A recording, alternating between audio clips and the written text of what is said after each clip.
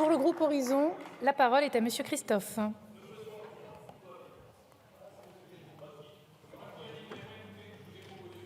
S'il vous plaît.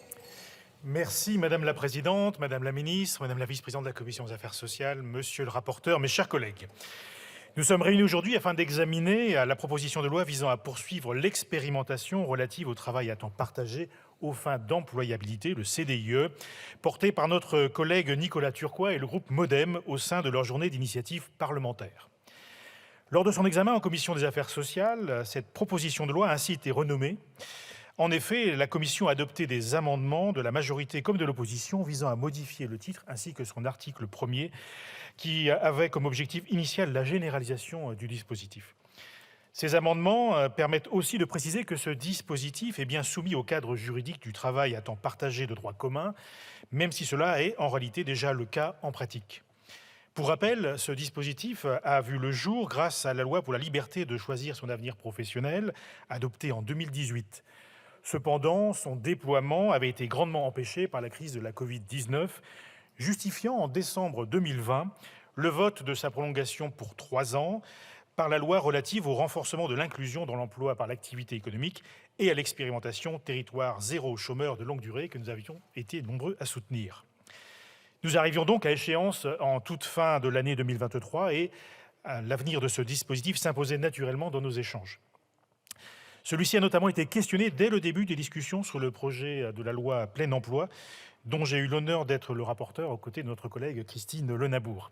J'avais eu l'occasion, monsieur le rapporteur, chers collègues, de vous apporter tout mon soutien dans votre réflexion. Des amendements avaient même été déposés par les 3 groupes de la majorité et certains députés du groupe Les Républicains en ce sens. Ces amendements souhaitaient ainsi prolonger le dispositif pour en avoir une évaluation plus complète tout en restreignant ses critères d'éligibilité. Jugé comme cavalier au projet de loi. Je me réjouis ainsi que le groupe MoDem et vous-même, cher Nicolas, que vous nous donniez l'opportunité de retravailler à l'avenir de ce dispositif. Les données parcellaires dont nous disposons à l'heure actuelle ne nous permettent pas d'envisager sereinement la généralisation de celui-ci pour l'instant, cette analyse faisant, je le crois, l'unanimité sur les bancs de notre hémicycle.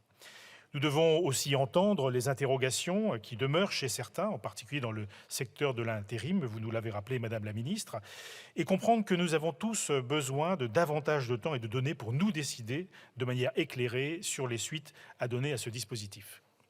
Comme j'ai eu à le répéter pendant l'examen du projet de loi, la recherche du plein emploi est une priorité nationale qu'il nous faut poursuivre. Malgré un contexte du marché du travail très favorable, avec un taux de chômage historiquement bas autour de 7,4%, une partie de nos concitoyens reste durablement éloignée de l'emploi, enfermés dans une situation de très grande précarité, vous l'avez rappelé. Pour atteindre le plein emploi, nous devons donc aider nos concitoyens les plus éloignés de l'emploi et les chefs d'entreprise à se rencontrer.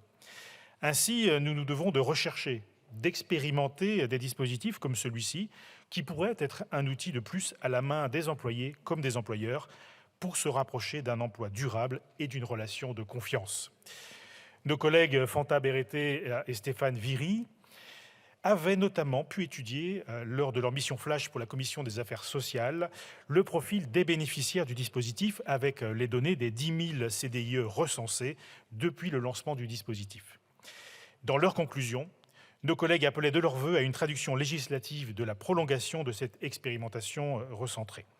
Aussi, en phase avec ces recommandations et pour répondre aux craintes de certains acteurs économiques, notamment, le groupe Horizon et Apparentés votera pour cette proposition de loi. Je vous remercie. Merci, Monsieur Christophe. Pour le groupe écologiste, la parole est à Madame